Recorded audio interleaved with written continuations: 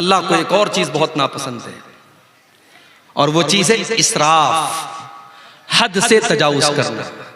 या बनी आदम खुज़ू ज़ीनतकुम इंदा कुल्ली मस्जिद, ऐ आदम के बेटो, जब तुम मस्जिद में जाया करो, जब तुम नमाज पढ़ने जाया करो, तो अपनी जीनत को अपना लिया करो। लोग अक्सर ये सवाल करते हैं, शेख साहब नमाज में टोपी का लगाना कैसा है? भाई साहब टोपी का लगाना फर्ज नहीं है, टोपी का लगाना वाजिब नहीं है, टोपी का लगाना सुन्नत नहीं है, मगर टोपी हमारे कल्चर का एक हिस्सा है। हमारे देश में, हमारे मुल्क में मुसलमान की पहचान होती है टोपी से। हमारे कल्चर का, हमारी संस्कृति का, हमारी तहजीब का एक हिस्सा है। आप शादी में टोपी लगा रहे हैं, आप जनाजे में टोपी लगा रहे हैं, और मस्जिद में आप आते हैं तो जानबूझ के आप खुले सर नमाज पढ़ रहे हैं, ये मुनासिब नहीं है। अल्लाह कुरान में कहता है, या बनी आदम खुज़ू ज़ीनतकुम इंदा कुल्ली मस्जिद, ऐ बनी आदम, ऐ आदम की औलाद, जब तुम मस्जिद में जाया करो, जब तुम नमाज पढ़ने जाया करो, तो अपनी जीनत को अपना लो, ऐसा लिबास पहनो जिस लिबास को पहन करके तुम अच्छे लगो। भाई नमाज तो बनियाइन में भी हो जाएगा। अगर मर्द का नाफ से लेकर के घुटने तक का हिस्सा ढका हुआ है और कंधा ढका हुआ है तो नमाज तो ऐसे भी हो जाएगा। मगर आप बनियाइन पहन के और एक छोटा सा गमछा बांध करके मस्जिद में आएंगे, मुनासिब नहीं है। आप उस ड्रेस में आए जो आपकी बेहतरीन ड्रेस है, जिस ड्रेस में आप अच्छे लोगों के पास उठते हैं, बैठते हैं। अल्लाह कह रहा है, ऐ आदम की औलाद, जब तुम मस्जिद में आओ तो अपनी जीनत को अपना लो। वकुलू वशरबू, और खूब खाओ खूब पियो, वला तुसरिफू, लेकिन खाने और पीने में हद से तजावुज न करो, इसराफ न करो, फजूल खर्ची न करो। इन्नहु ला युहिब्बुल मुसरिफीन, अल्लाह ताला फजूल खर्ची करने वालों को पसंद नहीं करता। एक मर्तबा मेरा प्रोग्राम था कलकत्ता में, मटिया बुर्ज एक इलाका है, वहां बड़ा अच्छा इलाका है, मुसलमानों की बड़ी आबादी है, और माशाअल्लाह सब पैसे वाले लोग हैं, सब बिजनेसमैन लोग। मैं गया, मेरा प्रोग्राम था, तो वहां एक मुसलमान सेठ जी थे। मुझे लोगों ने बताया कि उनकी बेटी की शादी हुई, तो उन्होंने 5 करोड़ रुपए का जेवर अपनी बेटी को बना के दिया। 5 करोड़ रुपए का जेवर उन्होंने अपनी बेटी को दिया, ये दिखाने के लिए साहब मैं बहुत पैसे वाला था। भाई दौलत है तुम्हारे पास, इसका मतलब ये नहीं है कि तुम उसको जहां चाहे और जैसे चाहो उड़ा दो। इस उम्मत में आज कितनी गरीब बहनें हैं जो अपने बच्चों का खर्च चलाने के लिए दूसरों के घर में जाके सफाई का काम करती हैं, बर्तन मांजती हैं, तब उनका परिवार चलता है। इस उम्मत में आज भी कितने बच्चे हैं जो एक टाइम का खाना खाते हैं, दूसरे टाइम का खाना उन्हें नसीब नहीं होता। इस उम्मत में आज भी कितने लोग हैं जिनके सर पर छत नहीं है, जिनके पास अपना मकान नहीं है, जो सड़कों और चौराहों पर रात में खुले आसमान के नीचे रात गुजारते हैं। जिस उम्मत का ये हाल हो, जिस कौम का ये हाल हो, उस कौम के लोग, उस कौम के अमीर उमरा 5 करोड़ रुपए के जेवरात अपनी बेटियों को शादी में दे रहे हैं, पूरे जेवरात से अपनी बेटी को लाद दे रहे हैं। क्या ये फजूल खर्ची नहीं है मेरे भाई? अल्लाह के नबी फरमाते हैं, क़यामत के दिन इंसान ला तज़ूलु क़दमा इब्ने आदम मिन इंदि रब्बिही यौमल क़ियामा, क़यामत के दिन इंसान 5 सवालों का जवाब दिए बगैर अपनी जगह से टस से मस नहीं हो सकता। 5 सवालों का जवाब सबको देना है, मुझे भी देना है, आपको भी देना है, आलिम को भी देना है, जाहिल को भी देना है, आम आदमी को भी देना है, और VIP को भी देना है। 5 सवालों का जवाब सबको देना है। पहला सवाल, अन उम्रिही फीमा अफ़ना, तूने अपनी जिंदगी को कहां गुजारा। दूसरा सवाल, वअन शबाबिही फीमा अबला, तूने अपनी जवानी को कहां गुजारा। तीसरा सवाल, वअन मालिही मिन ऐन इक्तसबहु, तूने माल कहां से कमाया। चौथा सवाल, वफीमा अनफक़हु, तूने माल कहां पर खर्च किया। माल कहां पर खर्च किया इसका भी हिसाब देना पड़ेगा।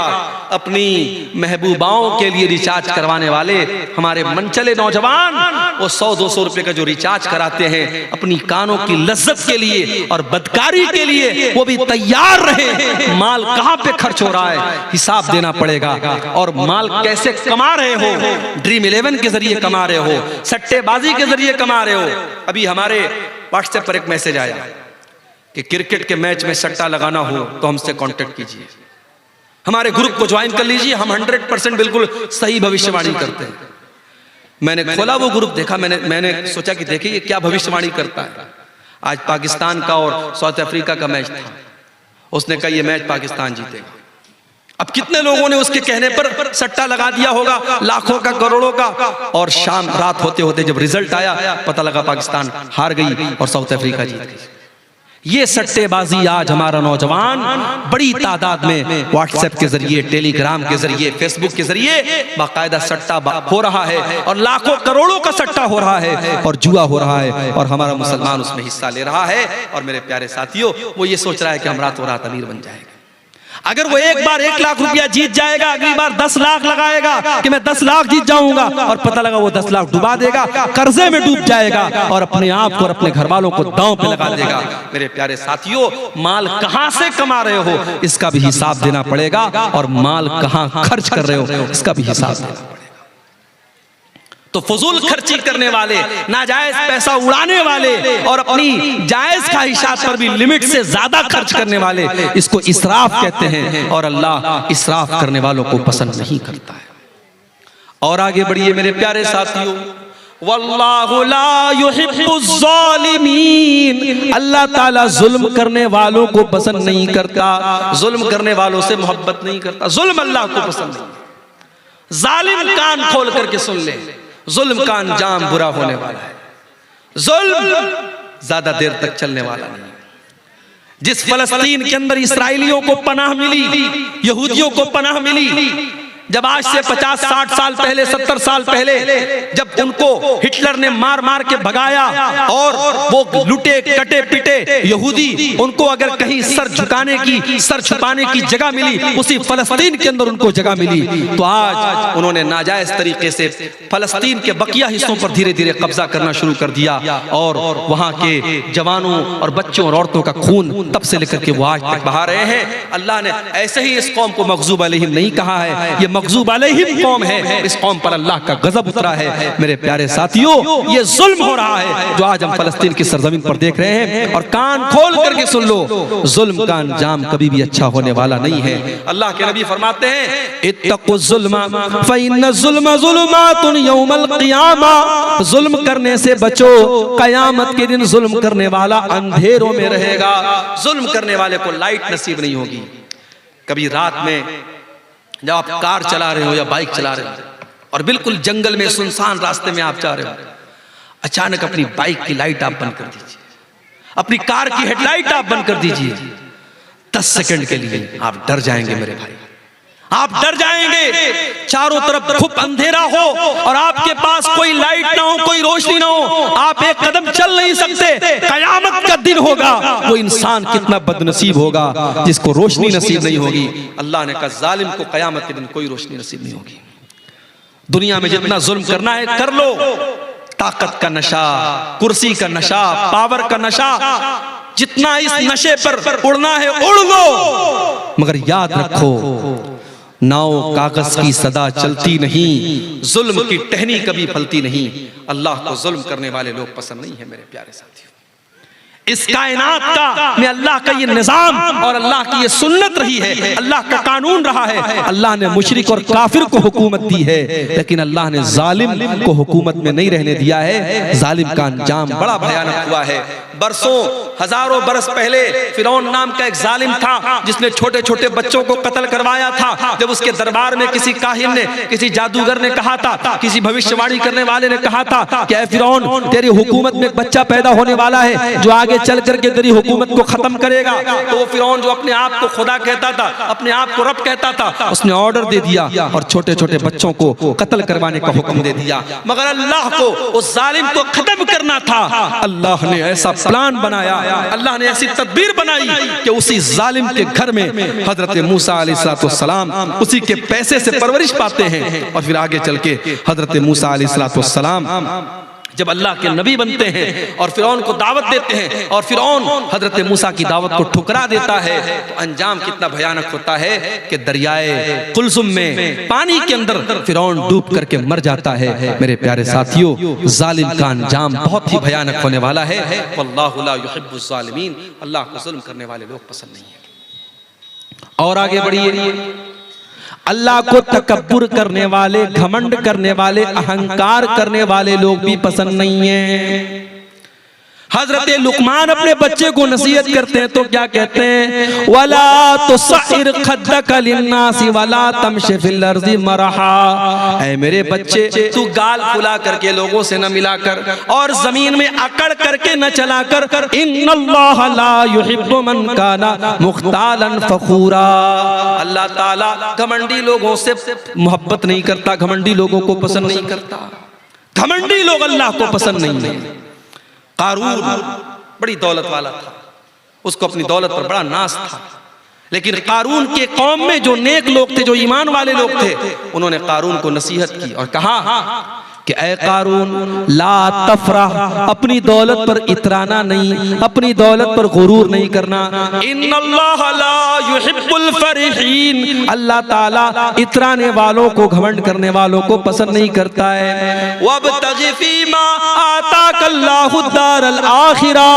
ऐ कारून, तुझे अल्लाह ने बड़ी दौलत से नवाजा है, बड़े खजाने अल्लाह ताला ने तुझे दिए हैं। ऐ कारून, अपनी दौलत के जरिए तू आखिरत की तैयारी कर। ओ मेरे प्यारे साथियों, आज अल्लाह ने आपको दौलत वाला बनाया है, अपनी दौलत को अल्लाह के रास्ते में खर्च किया करो, मस्जिदों में दिया करो, मदरसों में दिया करो, कारे खैर में दिया करो, अपनी आखिरत बनाया करो।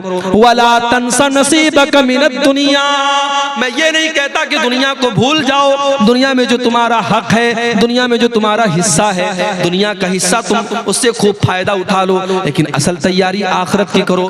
वला तबगिल फसाद फिल अर्ज़ी, और कारून से उसकी कौम के लोगों ने कहा कि ऐ कारून, तू जमीन में फसाद मचाने की कोशिश न करना। अल्लाह ताला फसादी लोगों को पसंद नहीं करता।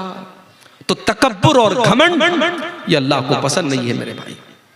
दुनिया में जिसने तकब्बुर किया, जिसने घमंड किया, उसका अंजाम बड़ा भयानक हुआ। इब्लीस ने तकब्बुर किया, अल्लाह की बारगाह से धुतकारा गया। कारून ने तकब्बुर किया, उसके महल को जमीन में धंसा दिया गया।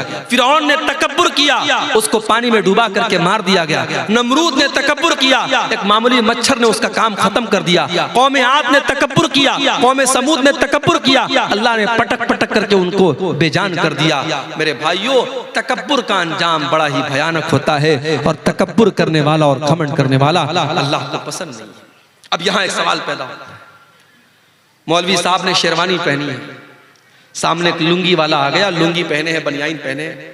अब मौलवी साहब के दिल में फीलिंग आई कि यार मैं 10,000 रुपए का कपड़ा पहना हूं, ये 500 रुपए का कपड़ा पहना है। मौलवी साहब के अंदर एक फीलिंग आई, हाजी साहब के अंदर एक फीलिंग आई कि मैं पैसे वाला आदमी हूं, मेरा कपड़ा इसके कपड़े से अच्छा है। तो क्या अच्छा कपड़ा पहनना ये हराम है? अगर हम पैसे वाले हैं, दौलत वाले हैं, तो क्या हम महंगा कपड़ा नहीं पहन सकते, अच्छा कपड़ा नहीं पहन सकते? ऐसा कोई मसला नहीं। आप अगर पैसे वाले हैं, आप अगर दौलत वाले हैं, तो आप अच्छा कपड़ा पहन सकते हैं, बल्कि पहनना चाहिए, पहनना चाहिए। फटा पुराना कपड़ा पहनना ये दीनदारी नहीं है। बहुत से लोग इसको समझते हैं पैसा बहुत है, दौलत बहुत है, लेकिन हमेशा फटा पुराना कपड़ा पहन करके बिल्कुल अजीब व गरीब शक्ल बनाए रहेंगे और कहेंगे साहब पैसा तो है, मगर हमारा इस्लाम ये कहता है कि सिंपल रहो। सिंपल रहना एक अलग चीज है, और अपनी दौलत होने के बावजूद फटा पुराना मैला कुचैला कपड़ा पहनना ये अलग चीज है। अल्लाह के नबी के एक सहाबी आए, अल्लाह के नबी ने देखा कि बड़ी उनके कपड़े बड़े मैले कुचैले हैं। आपने कहा दौलत है तुम्हारे पास, पैसा है तुम्हारे पास? कहा अल्लाह के नबी बहुत दौलत है, इतनी बकरियां हैं मेरे पास, इतने ऊंट है मेरे पास, इतने गुलाम है मेरे पास, बहुत दौलत है, बहुत पैसा है। अल्लाह के नबी ने फरमाया इन आताकल्लाहु मालन फलयुरा असरु निअमतिल्लाहि अलैहि। ऐ मेरे सहाबी, अगर अल्लाह ने तुमको दौलत से नवाजा है तो दौलत का असर तुम्हारे ऊपर जाहिर होना चाहिए। अच्छा कपड़ा पहना करो, अपनी हैसियत के मुताबिक कपड़ा पहना करो। अच्छा कपड़ा पहनना बुरा नहीं है, हाँ अच्छा कपड़ा पहनने के बाद जब घर से निकलो तो जो तुमसे कमजोर कपड़ा पहने हुए है उसको तुम कभी हकीर मत समझना, ये तकब्बुर हो जाएगा। अल्लाह के नबी फरमाते हैं इन्नल्लाह जमीलुन युहिब्बुल जमाल, अल्लाह ताला खूबसूरत खूबसूरत है और खूबसूरती को पसंद करता है। अच्छा कपड़ा पहनना ये गुनाह नहीं है, अच्छा जूता पहनना ये गुनाह नहीं है, बल्कि गुनाह क्या है? अल किब्रु बत्रुल हक़ व गम्तुन नास। तकब्बुर ये है, घमंड ये है, इंसान दूसरों को हकीर समझे, दूसरों को मामूली समझे और अपने आप को बड़ा समझे। ये तकब्बुर है मेरे प्यारे साथियों। और मेरे नबी ने और अल्लाह ने तकब्बुर से मना किया है। अल्लाह के नबी ने तो यहाँ तक फरमाया, ला यदखुलुल जन्नत मन कान फी क़ल्बिही मिस्क़ालु ज़र्रतिन मिनल किब्र। जिसके दिल में जर्रा बराबर भी तकब्बुर होगा, घमंड होगा, अहंकार होगा, वो जन्नत में नहीं जाएगा। इसलिए तकब्बुर से बचो, तवाज़ो, अपने अंदर नरमी पैदा करो, अपने आप को छोटा समझो, लोगों से घुल मिल करके रहो। अल्लाह ताला ऐसे लोगों से मोहब्बत करता है और जो अपने आप को छोटा बना लेता है, मन तवाज़ा लिल्लाहि रफ़अहुल्लाह, अल्लाह उसको और बुलंदी अता करता है। इसी तरीके से मेरे प्यारे साथियों, अल्लाह ताला उन लोगों को भी पसंद नहीं करता है जो बेहुदा बातें अपने मुंह से निकालते हैं, जो गंदी बातें अपने मुंह से निकालते हैं। अल्लाह के नबी फरमाते हैं, बुखारी और मुस्लिम की रिवायत है, बड़े गौर से सुनिएगा। मैं समझ रहा हूँ रात का आखिरी टाइम है, आपके सब्र का इम्तिहान ले रहा हूँ, मगर बड़ी इंपॉर्टेंट बातें बयान कर रहा हूँ, सुन के जाइए। अल्लाह के नबी फरमाते हैं कि इन्नल्लाह लयुबग़िज़ुल फ़ाहिशल बज़ी, अल्लाह ताला ऐसे लोगों से नफरत करता है, ऐसे लोगों को पसंद नहीं करता है जो फाहिश होते हैं और जो बज़ी होते हैं। फाहिश और बज़ी किसको कहते हैं? जिसकी जुबान गंदी होती है, जो जुबान से गाली बकता है, जो जुबान से बेहुदा बातें करता है। अल्लाह ऐसे लोगों को पसंद नहीं करता है। मेरे प्यारे साथियों, जुबान की हिफाजत करो, गाली गलौज से अपने आप को बचाओ। आज बाप गाली देता है, बच्चे उससे गाली सीखते हैं, बच्चियों की तरबियत पर असर पड़ता है। अपने घर को गाली से महफूज रखो, अपने घर को गाली से महफूज रखो। और बच्चों के हाथ में जो मोबाइल देते हो ना, मोबाइल पर भी चेक करो, बच्चा ऐसी रील तो नहीं देख रहा है, बच्चा गाली सीख रहा है, बच्चा बेहुदा बातें सीख रहा है। बच्चों की तरबियत पर भी बड़ी तवज्जो देने की जरूरत है। आज माँ बाप ने बड़ा सिंपल तरीका समझा है, बच्चे के हाथ में मोबाइल दे दिया, बच्चा जो चाहे सो देख रहा है। नहीं मेरे भाई, बच्चा जो देखता है उससे सीखता है। 3 साल का बच्चा भी अगर वीडियो देख रहा है तो सीख रहा है। आप देखिए आपका बच्चा क्या देख रहा है। अगर आपने नहीं देखा, अंजाम बड़ा भयानक होगा। अरबी का एक शायर कहता है, लैसल यतीमु मन इंतहा अबवाहु मिन हम्मिल हयाति व खल्लफाहु ज़लीला। यतीम वो नहीं है जिसके माँ बाप उसे दुनिया में छोड़ के चले जाएं। इन्नल यतीमा हुवल्लज़ी तल्का लहू उम्मन तखल्लत अव अबम मशगूला। अरे यतीम तो वो है, यतीम तो वो है, अनाथ तो वो है, माँ तो उसके पास मौजूद है मगर माँ के पास अपने बच्चे की देखभाल के लिए टाइम नहीं है। बाप तो उसके घर में मौजूद है मगर बाप के पास अपने बच्चों के लिए फुर्सत नहीं है। मैं तो खुद एक मदरसे में टीचर हूँ। कभी कभी ऐसे भी पेरेंट्स आते हैं, ऐसे भी माँ बाप आते हैं, बच्चा कौन सी क्लास में पढ़ता है बाप को ये भी नहीं पता, बच्चा कौन सी क्लास में पढ़ता है माँ को ये भी नहीं पता। इतने बेखबर मत बनो मेरे भाई, इतना पैसा कमाने के पीछे अंधे मत बनो कि आपको ये महसूस ही ना हो कि आपका बच्चा कहाँ जा रहा है। तो अल्लाह तबारक व तआला को ऐसे लोग भी पसंद नहीं है जो बेहुदा बातें और गंदी बातें मुंह से निकालते हैं। एक और हदीस सुन लीजिए, उसके बाद हम सवालात को देखेंगे। अल्लाह के प्यारे नबी फरमाते हैं, अबग़ज़ुन्नास इंदल्लाहि सलासा। 3 लोग अल्लाह ताला को बहुत ज्यादा नापसंद हैं, 3 लोगों से अल्लाह ताला नफरत करता है। नंबर 1, मुल्हिदुन फिल हरम, जो हरम के अंदर, अल्लाह के घर के अंदर, खाने काबा के अंदर या मदीना मुनव्वरा के अंदर अल्लाह की नाफरमानी करे। शराब पीना बहुत गलत काम है, लेकिन कोई मक्का मदीना में जाके शराब पिए। चोरी करना बहुत गलत काम है, लेकिन कोई मक्का मदीना में जाके, हरम के अंदर जाके चोरी करे तो ये और बड़ा गुनाह है। इसलिए जो उम्रा करने जाएं, मैं समझाता हुई हूं अपने भाइयों, उम्रा करने आप गए, भीड़ लगी हुई है तवाफ के दौरान, अब आपकी ख्वाहिश है हजरे अस्वद को चूमने की, हजरे अस्वद को टच करने की, मगर मर्दों की भीड़ भी है, औरतों की भीड़ भी है। अब कुछ लोग क्या करते हैं, सबको चीरते हुए और फलांगते हुए जाकर के हजर अस्वद को चूम लेते हैं।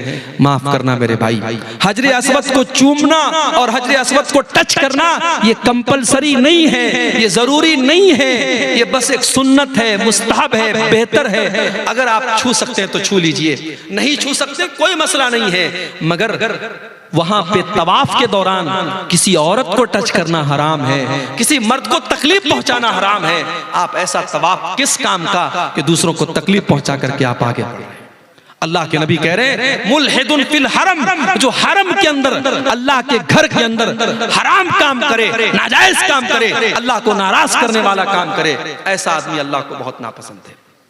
और दूसरा इंसान व मुब्तगिन फिल इस्लाम सुन्नतल जाहिलिया, इस्लाम के अंदर जो दौरे जाहिलियत के तरीके को फॉलो करे, जिसको इस्लाम का कल्चर पसंद नहीं है, जिसको दौरे जाहिलियत का कल्चर पसंद है, जब वो उसके घर में बच्चे जब सुबह सुबह उठते हैं तो गुड मॉर्निंग कह करके उठते हैं, उनको अस्सलाम वालेकुम पसंद नहीं आता है, उसको वो कल्चर पसंद नहीं है जो इस्लाम का कल्चर है, जो अल्लाह का कल्चर है, उसको गैरों का कल्चर पसंद है। जो इंसान इस्लाम के अंदर बिदात करता है, इस्लाम के अंदर नया नया काम निकालता है, इस्लाम के अंदर दौरे जाहिलियत का तरीका निकालता है, अल्लाह के नबी फरमाते हैं अल्लाह ताला को ऐसा इंसान बहुत ज्यादा नापसंद है। इसी तरीके से एक और इंसान अल्लाह के नबी फरमाते हैं अल्लाह ताला को बहुत नापसंद है। वह मुत्तलिबु दमम्रिइन मुस्लिमिन, किसी मुसलमान का खून बहाने वाला, बेकसूर इंसान का खून बहाने वाला और उसके खून का मुतालबा करने वाला, नाजायज तरीके से किसी मुसलमान का खून बहाने वाला, वो भी अल्लाह ताला को बहुत ज्यादा नापसंद है। तो ये चंद चीजें हैं मेरे प्यारे साथियों जो अल्लाह तबारक व तआला को बहुत ज्यादा नापसंद है, और कुरान में जिनका नाम ले लेकर के अल्लाह ने कहा कि हाँ ये चीजें हमें नापसंद है और हमें और आपको इससे बचना चाहिए। अब ये कुछ सवालात आए, हम इनको देखते हैं। ये एक सवाल आया है कि क्या नमाज की हालत में दाहिने पैर की जुम्बिश से नमाज खराब हो जाती है? देखिए, कोई मामूली जुम्बिश आप करते हैं, मान लीजिए कभी ऐसा हो रहा है कि हम नमाज पढ़ रहे हैं, अब कहीं खुजली हो रही है, हाथ से आपने खुजला दिया, या किसी पाँव में किसी कीड़े ने काट दिया, पाँव से आपने खुजला लिया, उससे कोई हर्ज की बात नहीं। नमाज की हालत में कोई ऐसा काम आप मत कीजिए कि ऐसा लगे कि आप नमाज के बाहर हैं, नमाज के अंदर आप है ही नहीं है। बिल्कुल आप जैसे आपने हाथ बांधा हुआ है, अब हाथ सब छोड़ छाड़ के आप सर खुजाने लगे, पेट खुजाने लगे, तो ये मुनासिब नहीं है, उससे आपकी नमाज खतरे में पड़ जाएगी। मामूली कोई जुम्बिश हो गई तो उससे कोई हर्ज की बात नहीं है।